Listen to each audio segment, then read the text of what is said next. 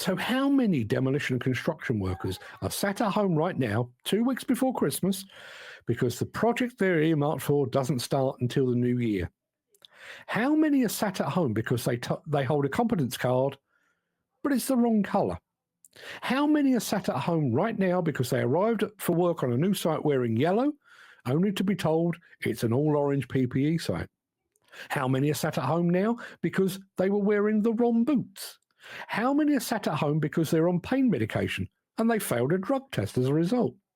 How many are sat at home because they were injured at work? How many are sat at home because they broke under the stress heaped upon them by a previous employer or a supervisor? How many are sat at home because they were outspoken about safety and have been labelled a rabble-rouser or a troublemaker?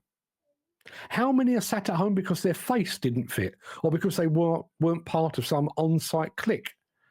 How many are sat at home because they expressed their concern about working alongside colleagues that were clearly under the influence of drugs or alcohol?